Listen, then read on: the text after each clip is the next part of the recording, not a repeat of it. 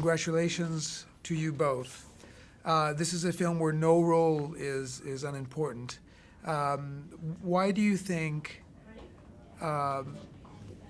this material is so enticing? Why is it relevant and important, Kathy?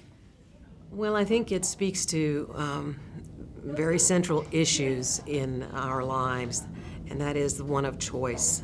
How do you choose to spend your life? Do you spend it in the confines of a family life in suburbia? Do you spend it in a bohemian lifestyle in Paris? Do you spend it, whatever? And I think all of us have questions like that.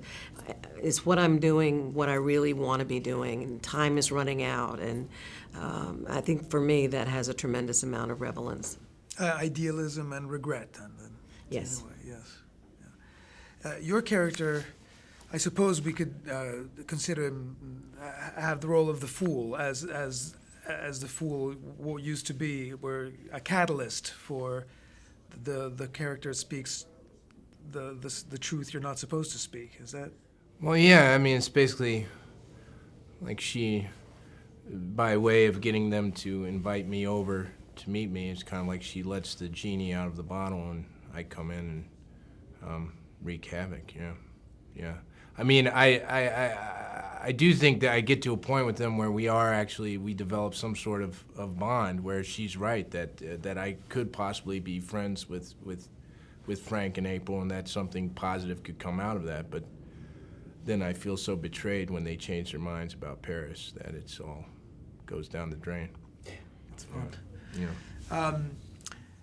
Kathy, you, of course, what's captured among the things that's been in the news is the Titanic group regrouping for this production. You were there and you saw these two young kids starting. Since you've done a lot of directing, not only 6 Feet Under, I didn't even realize, quite a bit of television. Yes. That's something that you enjoy, I take it. Yes, it is. Yes. It's fun to step behind the camera for a while. Did you have a sense then these two youngsters were going places? Oh, absolutely.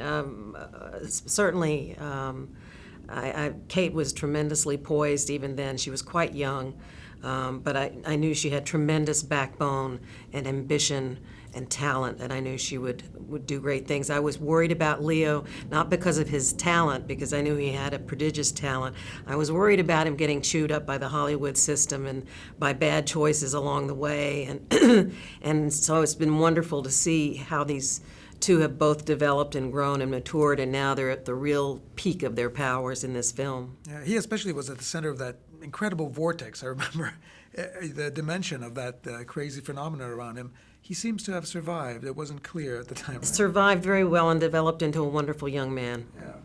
Working with Sam Mendes? Oh yeah, he's dynamite. I mean, he's got to be one of the most intelligent directors I've ever worked with, and that's saying something because I've worked with some pretty intelligent directors. But I think his background in stage really serves him well. He really approaches the filmmaking as in a very theatrical manner, and he's always very good with notes and coming up with things to say to keep you going in the right direction. Yeah.